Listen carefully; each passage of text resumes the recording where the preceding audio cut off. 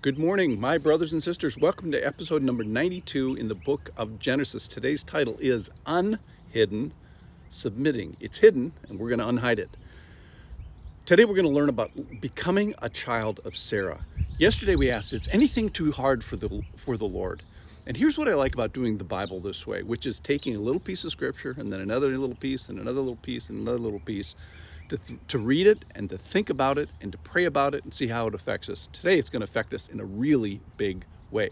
So we've been meeting people, and we have the opportunity to do so when we take those little sections and find them doing the hardest things in the universe, having faith, going through difficult circumstances. Now, the circumstances may be different than ours, and today the context is Sarah and Abraham are having difficulty with understanding this promise that God has. He's given this promise of generations and lots of people, and they don't have any children that are part of that. They have Ishmael so far, 13 years old. So it's basically an infertility problem. And God is asking them to have impossible faith in this situation. And I think we can apply that to ourselves.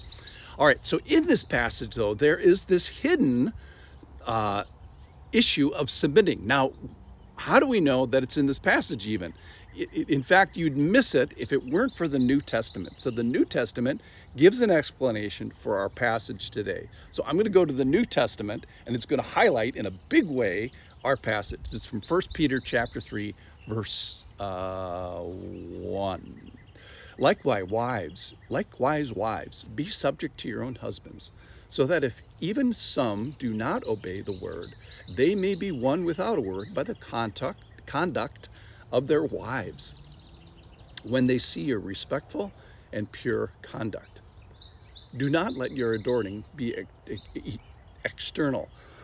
Excuse me. The braiding of hair and the putting on of gold jewelry or the clothing you wear. But let your adorning be in the hidden person of the heart, with the imperishable beauty of a gentle and quiet spirit, which in God's sight is very precious. For this is how the holy women who hoped in God used to adorn themselves, by submitting to their own husbands. Here it is, verse 6, 1 Peter chapter 3, verse 6. As Sarah obeyed Abraham, calling him Lord. And you are her children if you do good and do not fear anything that is frightening. So Sarah is named as one of these holy women from the Old Testament that's exampled now in the New Testament. And she's adorning herself with this imperishable beauty of a gentle and quiet, submissive spirit. And she was exercising this characteristic to the point that is instructive to all women, all wives, all people for all times. And she does so by calling Abraham Lord. Small Lord, not big God Lord.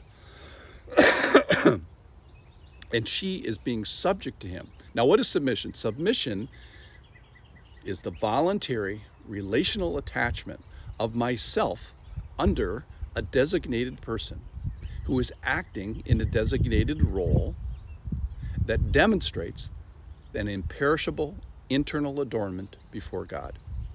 And submission demonstrates in relational practice what is true in spiritual reality. And submission never works unless it is done for the Lord's sake or as to the Lord. So it's the behavior of you influencing the belief of them. That's what Sarah's going to do.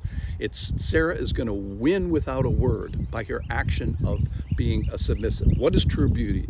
The external adornment is all fine, but the hidden internal beauty of a gentle and quiet spirit is precious in the sight of God. So this is how the holy women who hoped in God used to adorn themselves, by submitting to their husbands. So they're hoping in God and submitting to the knucklehead husbands that they have. So how does this happen to Sarah? So here's our passage for today. Officially, it's in Genesis chapter 18. So hidden in the passage, watch for it. 18:11. Now Abraham and Sarah were old, advanced in years, and the way of women had ceased with Sarah. That means she stopped menstruating. So Sarah laughed to herself, saying, after I am worn out and my Lord is old, shall I have pleasure? The Lord said to Abraham, why did Sarah laugh and say, shall I indeed bear a child now that I am old? Is anything too hard for the Lord? So there it is in verse 12. So Sarah laughed to herself, saying, after I am worn out and my Lord is old, So she's having difficulty with this thing about, which is infertility and reproductive problems. She's struggling with that, and actually, quite frankly, she's doing a poor job about it. What she's doing a good job with is understanding her relationship with Abraham. So they're being confronted with a new area of trust, which is this infertility. And there's this clue to this wonderful transformation that has taken place in Sarah. The New Testament tells us that it happened. And how did it happen? And it took her a long time to get to this point, because the last time we heard from Sarah, she was being a very non-submissive person. So what happened in between? And what happened between 13 years ago was Hagar. So Hagar is the one that the Lord asked, after she ran away, to turn around, come back, and submit to your mistress, Sarah, who was being a knucklehead at the time. Sarah was. And I think that Hagar was an awesome influence. So I think Hagar taught Sarah submission so that Sarah could teach the world submission. So submit and change the world. That's what Hagar did.